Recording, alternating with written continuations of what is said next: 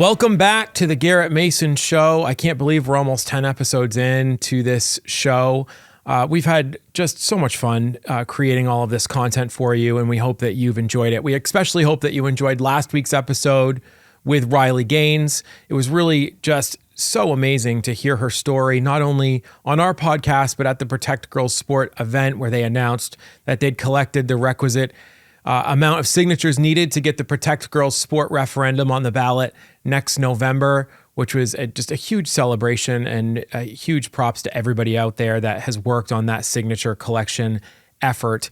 But we hope you enjoyed that episode with Riley. We actually have a few more episodes with other conservative celebrities, if you will, that were at that event that will be coming out throughout the holiday season.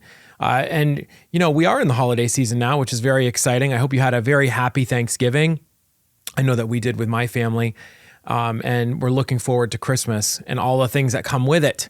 But I hope that you will go on to YouTube, like and subscribe on all the socials.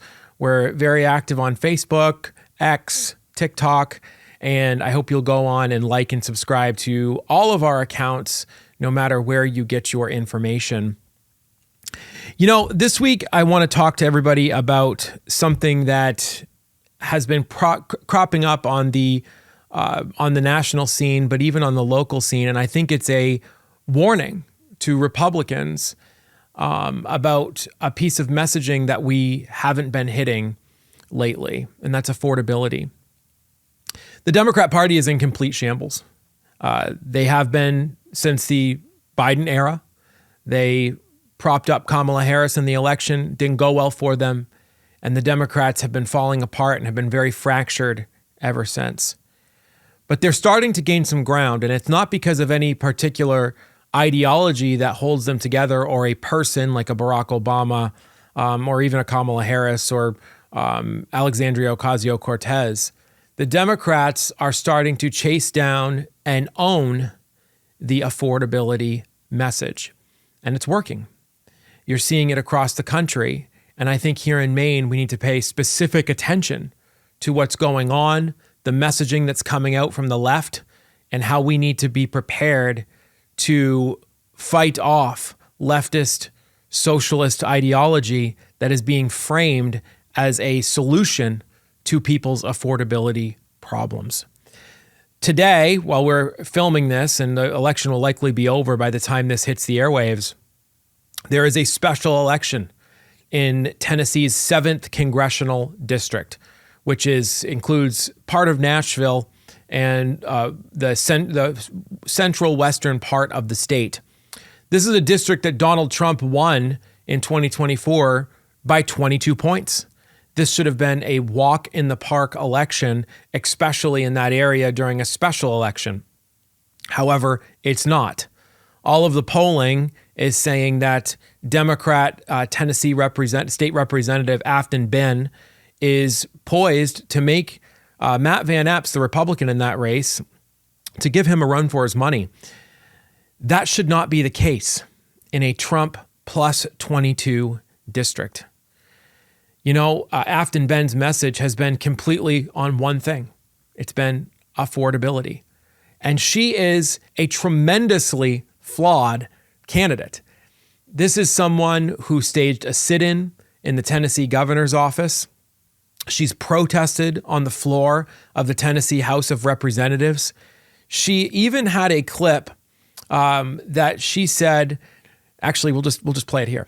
I've been heavily involved with the Nashville mayoral race because I hate the city, I hate the bachelorettes, I hate the pedal taverns, I hate country music, I hate all of the things that make Nashville apparently an it city to the rest of the country, but I hate it. Yeah, I'm that girl at the airport that all these bachelorettes are giddy walking out in their two-toned colored Pantone pink shirts, and they walk out and they're like, oh my God, Nashville is so bad. They're so loud.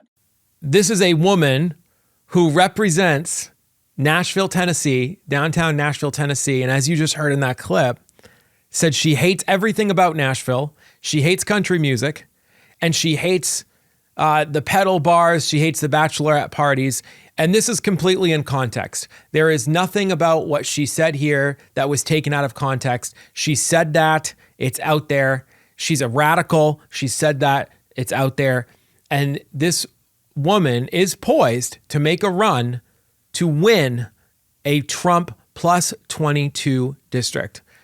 We have, even in Maine, and we've talked about it on this show many times, people like Graham Plattner, who has said that he's a communist, has a Nazi tattoo on his chest, said that the people that he's looking to represent in Maine are stupid.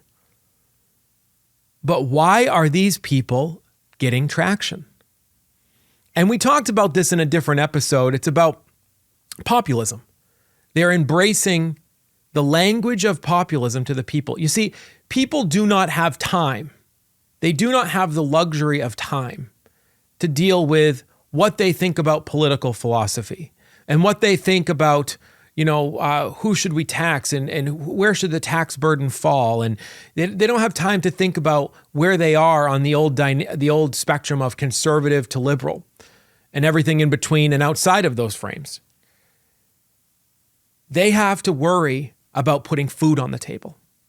They have to worry about their rent increasing and forget about the fact that they've completely abandoned the hope of buying a house. They have to worry about when the government told them to put heat pumps on their house, that energy has risen over 30% in the past year. They have to worry about the fact that their healthcare costs have ballooned 200% and 300% in some cases. They don't have the luxury of thinking through political philosophy and trying to find out if they're conservative or liberal. No. They have to worry about all of these other things. And Democrats are learning something that Republicans learned a long time ago under Donald Trump. But they're learning how to speak the language of populism and addressing the immediate needs of the people at a time when the average attention span is the average length of a vine, about 8 seconds. And they're learning this lesson very quickly, and it's showing in the polls. This past weekend, I had the opportunity to bring my daughter and my wife to Disney on Ice at the Cumberland County Civic Center. I guess it's the Cross Insurance Center now. And it was a great time. We usually go every year. My daughter's in the stage of life where she loves every Disney princess. And this is a really good opportunity to let her see something new while appreciating all of the princesses that she loves. What I heard in the lines going into the event and from the people sitting around me made me very sad. This is not a cheap day out. Tickets were $80 a piece, and that was for the very top of the bleachers in the Cumberland County Civic Center. The food was $50 for a pretzel, a few drinks, and some popcorn. And then if you wanted a souvenir, that was anywhere from $20 to $50. Grab lunch on the way home, and that's another $30 or $40 in the drive-thru window. Just to take my daughter to that one event was almost $400 for something that lasted 2 or 3 hours. That's fine. I'm very lucky. I can afford that. But I still noticed it was $400. What was sad to me was the conversations that I heard while going into and attending the event. It was very obvious to me that many of the people there, this was their child's Christmas gift, or this was the one event that they saved up for the wintertime. This was a financial burden. Now, I'm not putting any blame on the creators of that event or at the, of the Civic Center or anything like that. My point is that something that was a very simple day out not too many years ago is now a tremendous financial burden for most Mainers and, I would argue, Americans. Life is just becoming simply unaffordable. Nothing works anymore. We continue to pay more taxes, prices get more expensive on everything, and it seems like we're getting less and less. This is reflected in many, many polls. At the election in 2024, Harvard did a poll, their annual youth survey. Over 50% of people aged 18 to 24 think that there's no hope in the American dream. That's a really sad statistic, and it's being reflected all around us. I think what Democrats are getting right now, and Republicans have started to abandon and need to come back to, is that they're talking about people's wallets. Now, many of us, including those who listen to this podcast, might vehemently agree with the solutions that people like Graham Plattner, Afton Ben, Alexandria Ocasio-Cortez, Bernie Sanders, you name the progressive populist. We would disagree big time with what their solutions are. But the normal, average, everyday person does not have the time to think through partisan ideology. They want a solution to their problems right now. So I want to walk through affordability and what that means to the average person. Because when Donald Trump came to office and when he rode down the escalator at 2015, he taught us how to speak this language.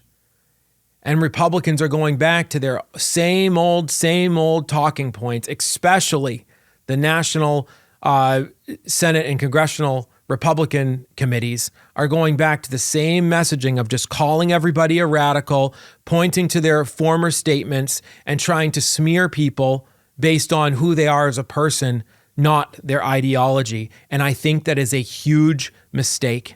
People need solutions to their problems right now, and they need them in short order, and they need them in short form. We have to stop blaming people for things that have happened in the past, and we have to give solutions that actually work right now. You know, I think when you look at people's budgets, the average everyday Maine person's budget, the biggest number on that Excel spreadsheet is going to be their housing. Housing costs usually range between 25 and 30% of the average person's budget. But that number is getting increasingly higher. There isn't many answers for people right now other than, well, we need to build more homes. Okay, that sounds easy, but as somebody who's married to a contractor, it usually takes about 6 to 12 months to build one home. Studies show that Maine has an 80,000 unit deficit in homes that we need in this state. We also have some of the oldest housing stock in the entire country. It's not uncommon for somebody to buy a house that was built in the 1800s or the early 1900s.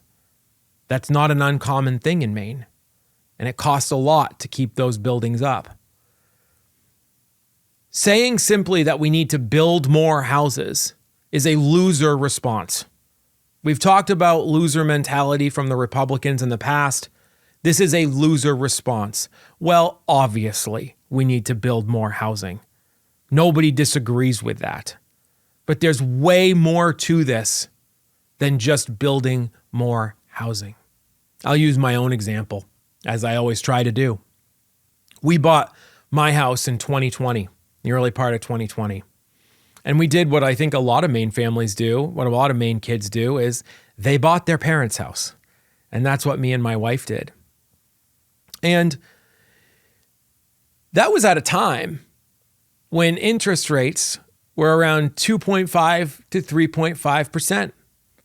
And the average housing costs for our area were running around $250,000 to $275,000. You fast forward to today, that same house could easily be sold for $550,000 and an interest rate of 6.5 to 7.5%, depending on if you were a first-time home buyer or not. So the same house, just 5 years later, a monthly payment on that would be more than double, and the value of the home would be more than double. That is not sustainable.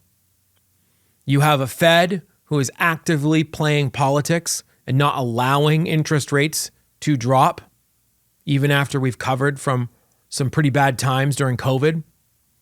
And you have a president who's doing everything that he can to get mortgage rates lower. But you have Democrats in Augusta who have had some solutions to these problems and have actively not pursued them. You know, I was very happy to see President Trump start to roll out some new mortgage options. And I think one of the things that he got a lot of flack for, and it's certainly nothing that I'm going to tell everybody to sign up for, is he rolled out the 50-year mortgage. Now, he got some pretty big backlash for that. A 50-year mortgage is probably not the best financial decision, but I liked where everybody was headed in thinking about how to think through mortgage products and how we can fix this problem. Senator Joe Martin out of Oxford County has been thinking this same way in the last legislature as well. In fact, he put a bill forward that would have allowed mortgage portability for people that had a mortgage rate that they would like to keep. So for example, if I wanted to sell my house and take the balance and the interest rate with me to a new house, I could do that. Think about what that would do to opening up housing costs. That is a no-brainer solution. And the banks could be part of that solution, but they're actively resisting it. And the answer is very simple.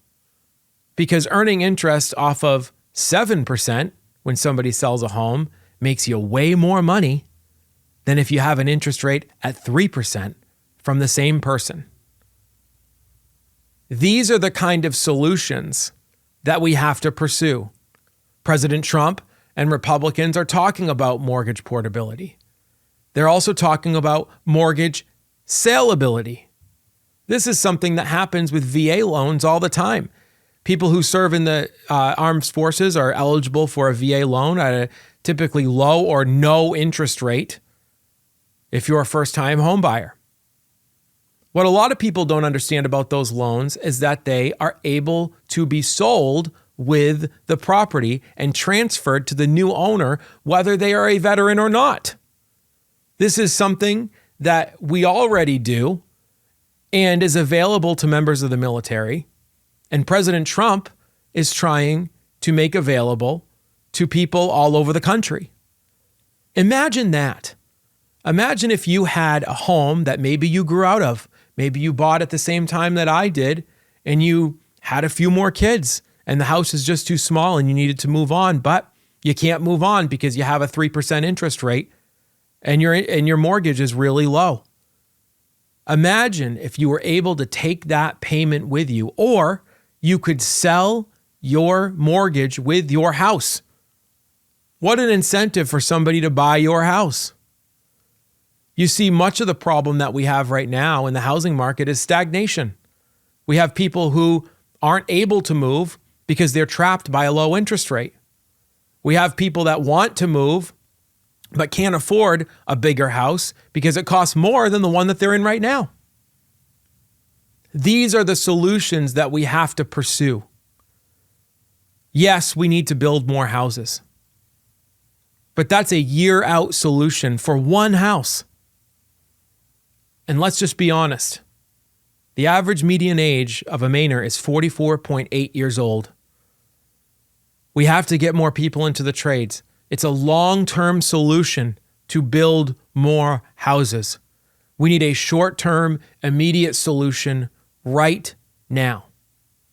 And it was interesting reading through the testimony from some of the interested parties for that bill that Senator Martin put in. And it was, oh, well, we can't sell the mortgage to Fannie Mae or Freddie Mac, or, oh, it's not, other countries do this and it causes high interest rates. Baloney. We're the United States of America. We own the markets worldwide. We can do whatever we want. The bottom line is that banks need to be part of this solution and allow creative financial products to help get the market moving again and give Americans who are trying to pursue the traditional definition of the American dream, home ownership, give them hope that they can actually get into a home that they can afford and that they can love. Garbage excuses like, oh, well, we can't do that. That is such garbage. Credit unions, and I believe some banks, you can pay a small fee on top of your mortgage to keep your mortgage in-house and not sell it to some big federal agency like Fannie Mae or Freddie Mac. Maybe we ought to do a little bit more to serve Maine people and not the bank's bottom line. Maybe we ought to give up a little bit of this ridiculous interest rate. And I've talked to some bankers, and I've talked to some credit union people. There's liquidity in these banks, especially the big ones. They don't need any more help with their bottom line. Let's find a way to help Mainers get into houses that they can afford, get the market moving again. And there's solutions on the table like these ones proposed by Senator Joe Martin. And before him, Senator Matt Pouliot, former Senator Matt Pouliot, proposed something similar. These are simple options that banks and credit unions and lenders can come to the table and offer. And it would do a big difference right now. And Republicans need to own this solution. They need to own it. Stop saying, oh, we got to build more houses. Loser response. That is a long-term solution. People need short-term, and I just laid out two right there to you. Let's talk about groceries. I hear all the time, go to the grocery store and the costs just keep going up. Everything's more expensive, blah, blah, blah. Yeah, that's all true. Yep. Part of it's inflation, but part of it is not. Part of it is corporate greed. And I'm going to give you a little story to illustrate my point. I had a farmer who will remain nameless, but it's a farmer that I've known for a very long time, and a multi-generation farm in Androscoggin County. This farmer is a vegetable producer. They produce corn, potatoes, tomatoes. They do all kinds of stuff. But in the fall, they provide pumpkins to local grocers and to farms and to some farm stands. This farmer called me up and said, Garrett, I got a real problem, and I'm hoping you can help me address it.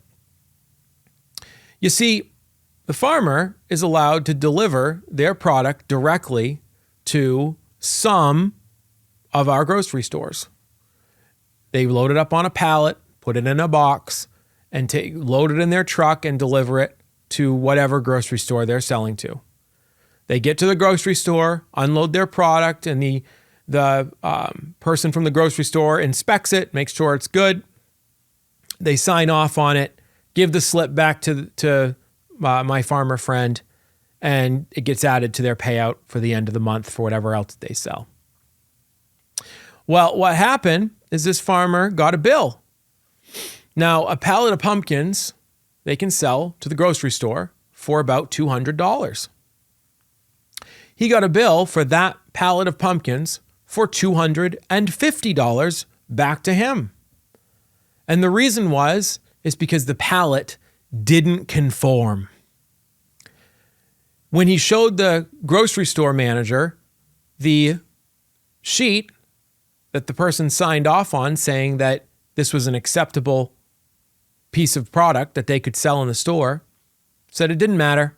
You can email this person in Georgia and they might get back to you. So this farmer got charged $250 for something that the grocery store purchased from him for $200 a month previous. So they lost $50 and they lost their product, which the grocery store made money off of. And this is happening not just at your favorite grocery chain, but all of them. Hannaford, Shaw's, Walmart, Whole Foods, Market Basket, all of them are doing these pallet fees and ripping farmers off. And we wonder why groceries cost more. It's because of stuff like this.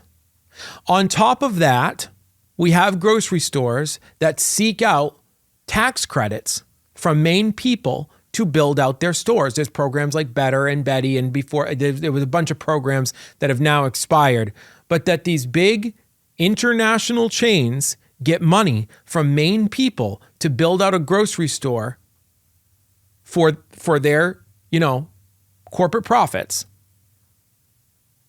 And they say that they'll go out and buy from Maine farms, but they don't always do that. Why aren't we making it mandatory for, if you're going to take a tax credit to build out your grocery store, to sell to Maine people, that you're required to buy more Maine product? You should not be able to profit off of Maine people's grocery bills if you're not willing to invest heavily in Maine's economy. Those are some examples of why grocery prices are high. There's also some other reasons as well. We are now incentivizing farmers not to grow anything. We are incentivizing them. You might ask, Garrett, how do we do that? It's very simple. Have you driven around Maine and seen the large-scale industrial solar that's going up everywhere? That is how they are doing it. Because when we start at the beginning of the Mills administration, when we started to greenify our energy, thanks to people like Hannah Pingree, by the way, when we started to do that and incentivize large-scale industrial solar, we waived environmental permitting for already cleared agricultural fees. So you got to skip a huge step if you're a solar developer, if you lease somebody's farmland for 20 years. And for farmers who have been pushed to the brink and have been being forced to sell off land, this was a lifeline. Of course you're going to give up a field that you can get guaranteed money for the next 20 years. Of course you are. I've heard a lot of Republican candidates for different offices talk about how we just need to get rid of solar and wind. What a loser statement.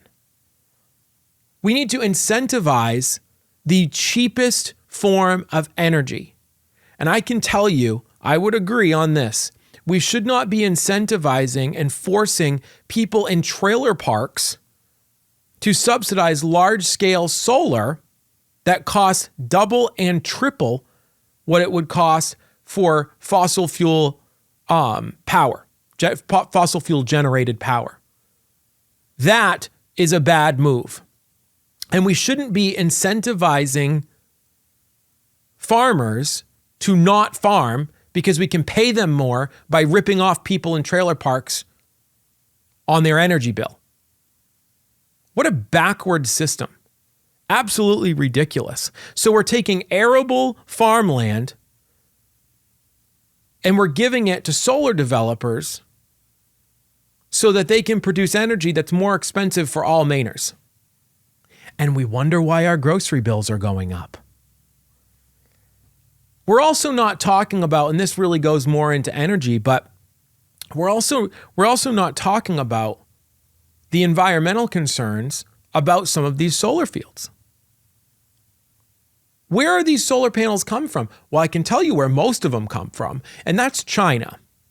And what we do know, and this isn't, I'm not making this up. You can go and there's many reports that the Department of War has put out. The Department of Homeland Security has a lot of microchips and things like that inside of these solar panels.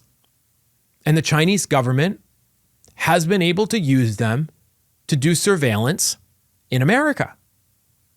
Not to mention, a lot of these solar panels that are largely produced in China have huge ability to leach PFAS into the ground that once was a piece of farmland that was growing food, and that theoretically 20 to 25 years after these solar panels have exhausted their life, we're going to grow food on again. So we're buying cheap solar panels from our adversary that have the potential to surveil Americans, and we're putting them on farmland that was once arable and able to produce food that is now going to be potentially contaminated. And we wonder why our grocery bills are too high. And we wonder why our energy bills are too high. These are the reasons that this problem takes place. And now, once again, the left will tell you that that's all okay. That's all okay. We need to do that because we got to save the planet, or whatever elk that they're pushing that day. But you have another problem that is very similar, that the left thinks is a massive problem.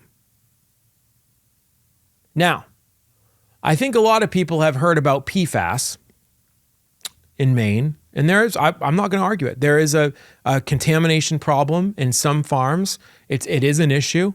It's something that needs to be addressed. And I think that there has been some positive steps and some positive science how to get it out of the ground. That is happening. But Maine did what Maine does a lot of the time under leftist leadership, is they completely way overcorrected. So you take an industry like our potato industry. The Maine potato industry is one of the biggest in the state. It's one of the biggest potato industries in the world, second only to Idaho. And it produces a lot of money in the county and really throughout the rest of the state as well. But, the potato industry is largely centered in the county. When the state of Maine passed its first in the nation laughingstock of the nation, by the way, PFAS ban, where they just decided they were going to ban everything that had PFAS in it, which is not actually possible. When they passed that, it was in part to make it so that there was less PFAS in the soil through things like fertilizers and pesticides. Okay, fine. The potato industry asked for some leniency, and actually all farming asked for some leniency on the containers that fertilizers and some pesticides were put in. You see, the fertilizer and pesticide didn't have any PFAS in it, but the container that it was housed in did. So you can use the fertilizer, you can use the pesticide on your potatoes, but you can't transport it there because the bottle has PFAS in it. That's ridiculous. And we can have a whole different conversation about what's the best way to grow food and, organics versus conventional large-scale agriculture or locally grown food and all this. We can have those conversations. And I have varying opinions, and I know a lot of other people do as well, about what the best way is to eat your food. I think Secretary Kennedy has done a really good job of outlining some of the dangers in our food supply. But that's not the conversation here. The conversation is that the left wants you to leach PFAS when it's a Chinese solar panel, but they don't want you to leach, but they don't want any PFAS on your vegetables, even though you're not putting any in there anyways. And you're just going to make it harder for farmers to produce and sell their product and make it more expensive. I also find it incredibly ironic, speaking about potatoes specifically, that the leading candidate for governor on the Democrat side, Hannah Pingree, put up this TikTok. Time to shop for potatoes. We have a lot of Maine potatoes here. Caribou russets, Cold River Gold, Maine potatoes. Because they got the lobster on them, so they must be from Maine. White potatoes for the mashed potatoes. I debate my son constantly about how we're gonna make the potatoes. He wants a ratio of butter to potato that's about 1-to-1. We might not do that, but we definitely need Maine potatoes. So don't forget to buy your Maine potatoes and have a very happy Thanksgiving.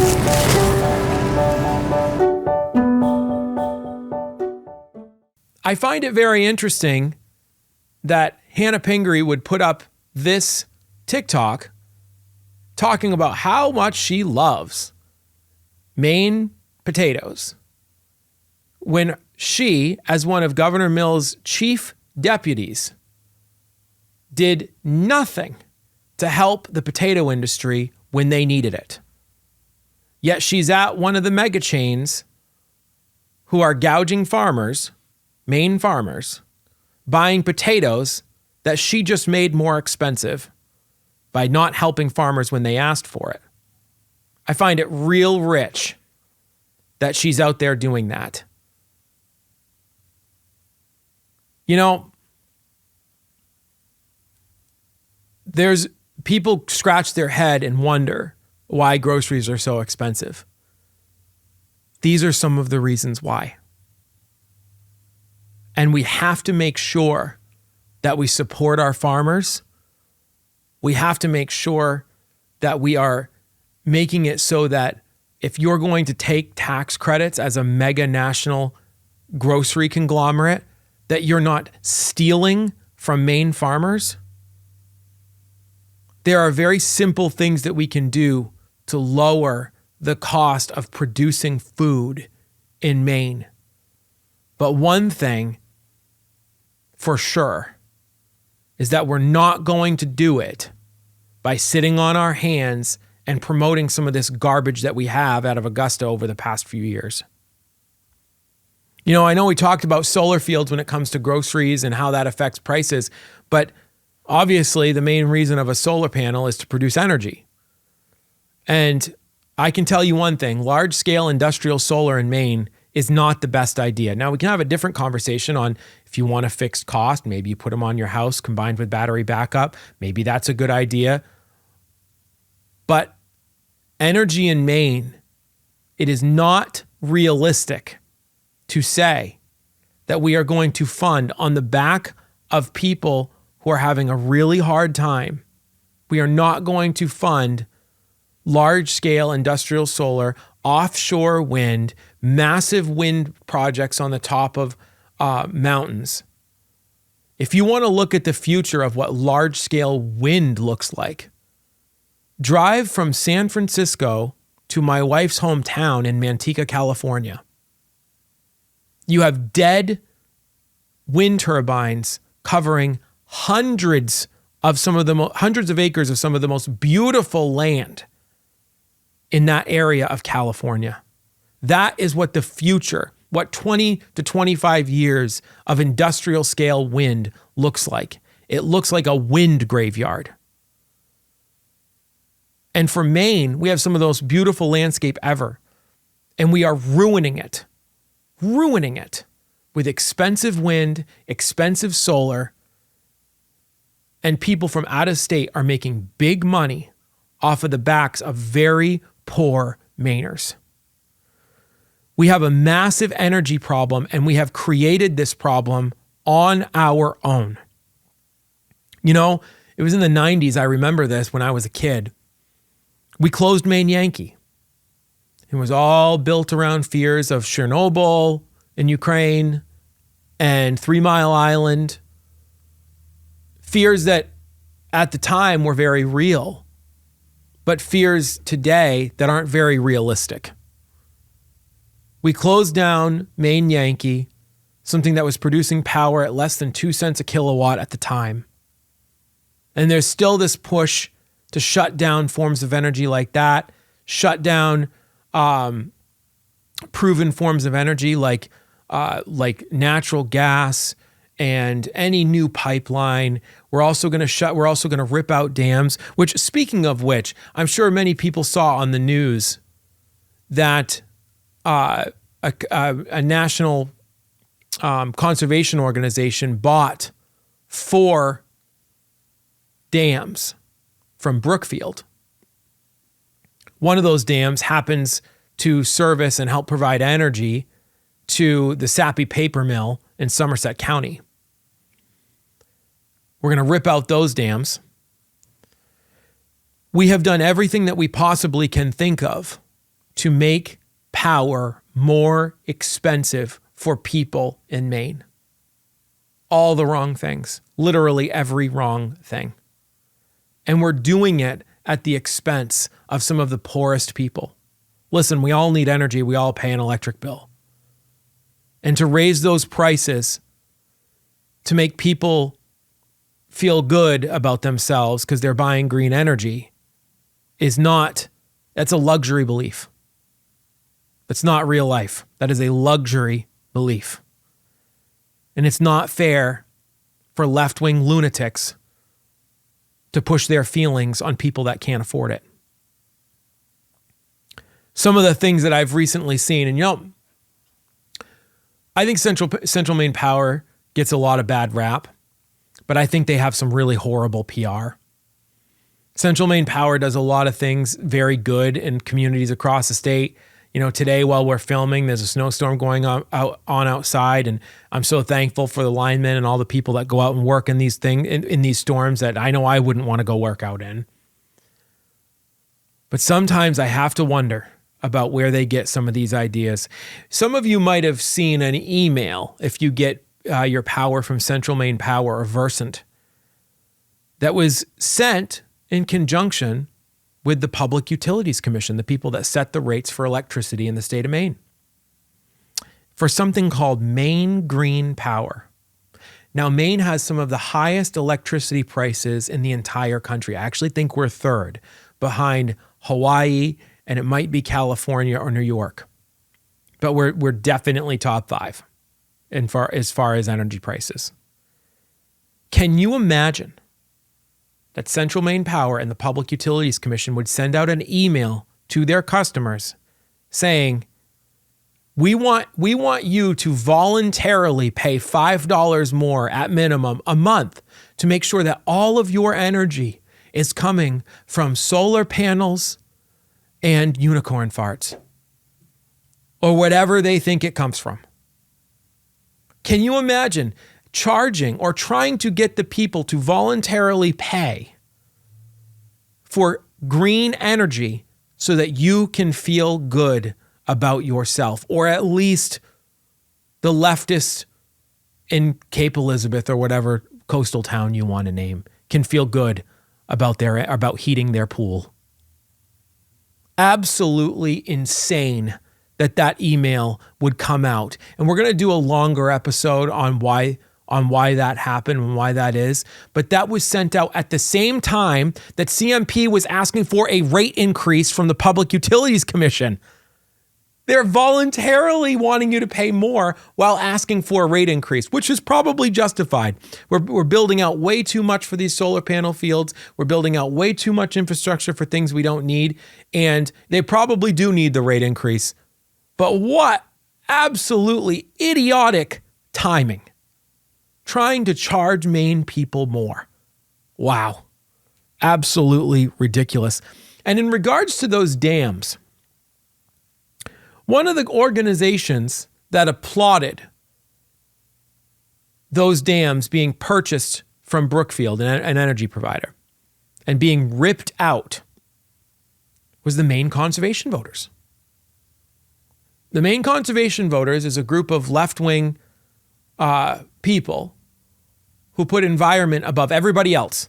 Every person, everything. The environment comes first. I think if they had their way, they'd probably force every single one of us out of the state of Maine to put the whole thing in a conservation easement. They endorsed Hannah Pingree for governor. We don't even have a candidate on the ballot yet, and they're endorsing people. They're endorsing Hannah Pingree for governor because she knows what it takes to conserve Maine's environment. And this is one of the organizations that has applauded every single energy producing dam, the removal of every single energy producing dam in the state.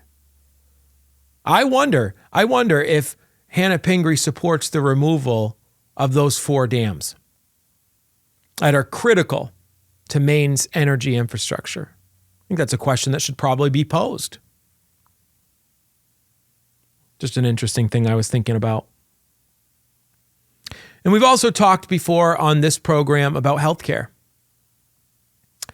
Healthcare is now officially reaching Ponzi scam status.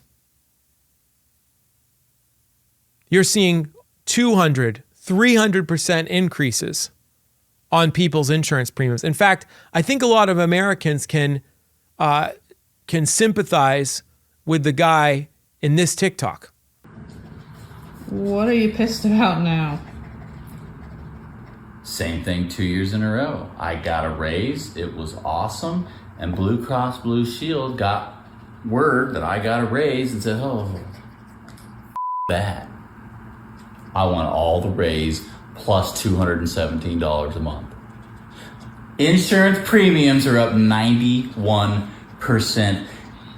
So you get a raise, which is good, and then the insurance is like, it's like a cake with nuts in it. It's like free pop, and you get up there and it's Pepsi. I've already talked about that. It's syrupy and it tastes like shit. It's like you get out of the shower, you're squeaky clean, and then you're like, oh, go, I got a shit, mate. And you got diarrhea. You get out of the shower and you're clean, which is good, and then you get diarrhea, which is bad. And I hope every person at Blue Cross Blue Shield gets diarrhea. Can I hope that?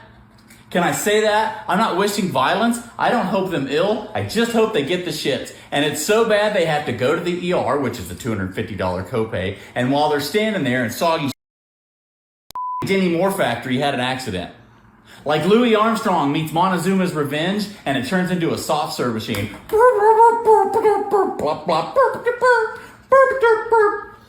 those guys. And I hope whatever medicine fixes it isn't covered.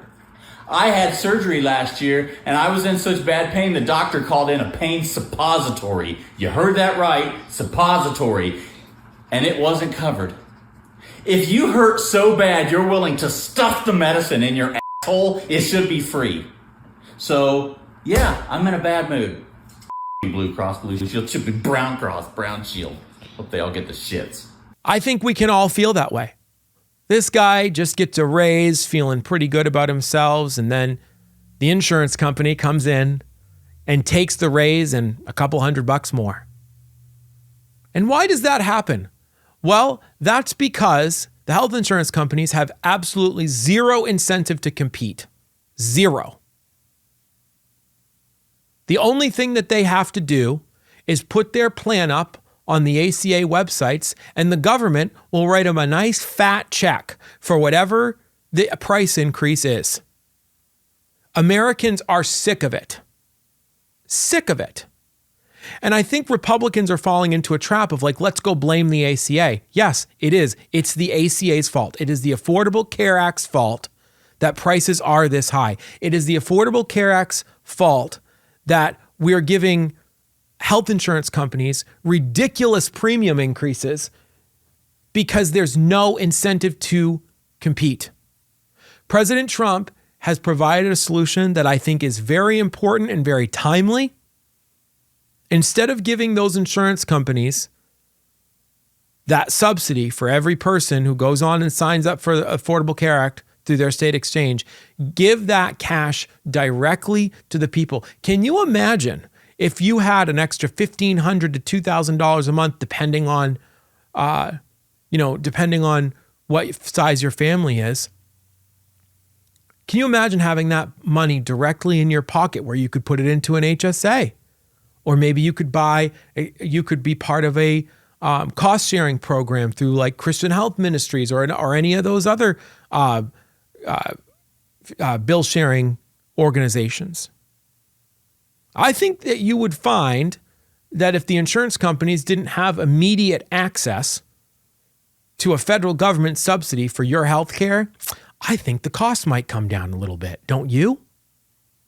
And what good would that do you and your family to have that money in your pocket to do what you want to do for your family's health care? That is an argument that Republicans can win if they go out and actually have it. The Democrat retort to this, and why I think some Democrats are winning on this message, they're saying, look, we tried private health care. It didn't work. We even subsidized it. It didn't work. So we have to go to universal health care. I'm sorry, but I think we got a small taste of what universal health care looks like during COVID.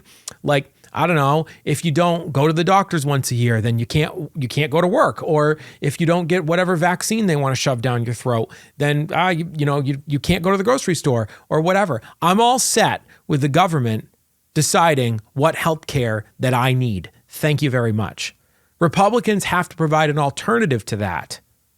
And putting cash in people's pockets and diverting it away from these unbelievably greedy healthcare companies and hospital systems, by the way. We're going to go into a whole episode about that. But the health systems are a lot to blame on this as well, as their pricing schemes are radically different.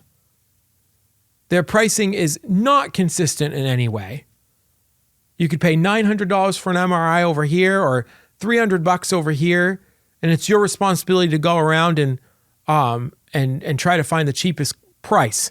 Yeah, right. The health system in America is buckling underneath itself. It's completely unaffordable to not even the average, but the above average person. And people are looking for solutions. And that's why they're turning to some of these leftist populist messages. It's because they're a solution for right now. They're a solution for now, not 10 years in the future. Republicans need to learn to walk and chew gum at the same time.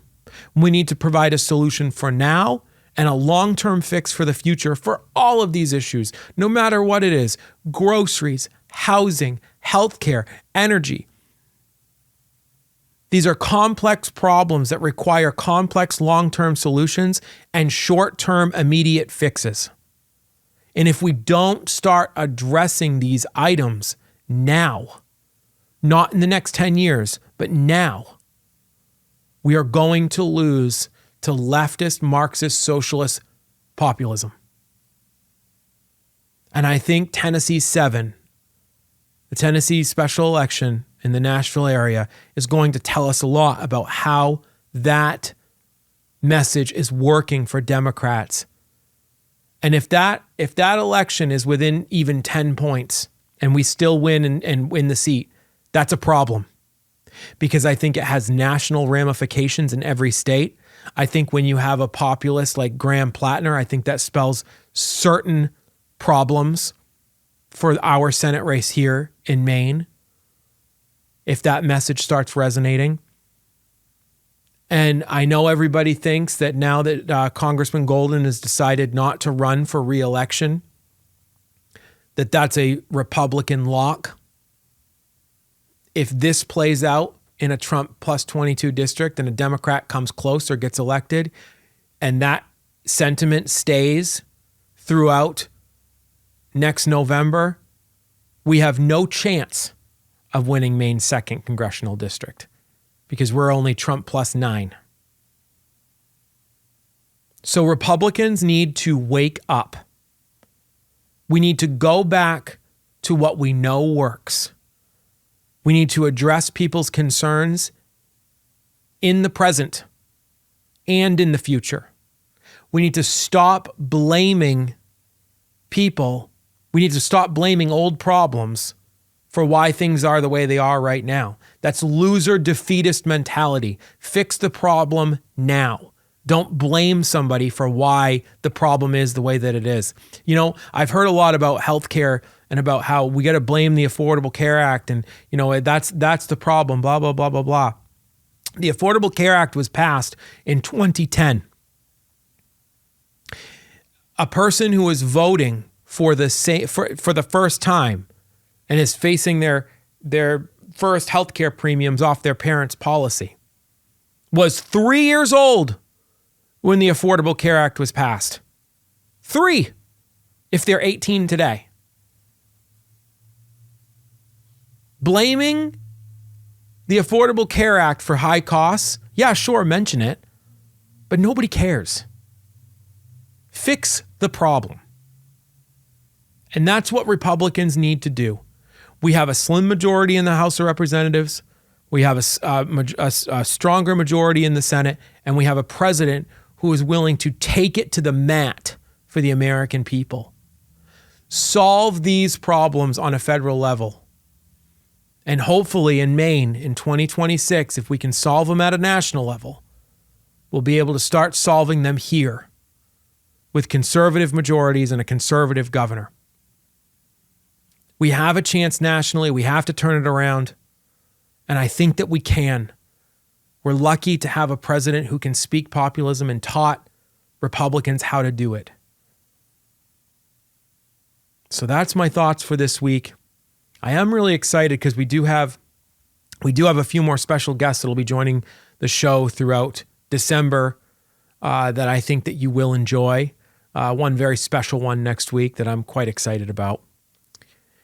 And please, we love making this content, but the only way that we can continue to do it is if you go on and you like, subscribe on YouTube, like and share all of our socials. We always have clips that come out a few days after the show premieres, so please share those around if you can. But I hope that you guys are enjoying our holiday season. Listen, Maine is a very special place during the holidays.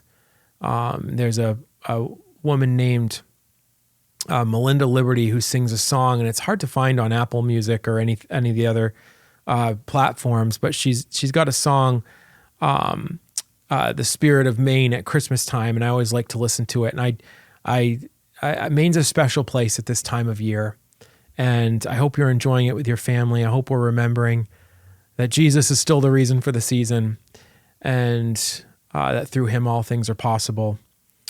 And this is a great time of year to remember that. But thank you all for joining us. I hope you enjoyed today's rant, and we'll see you next time.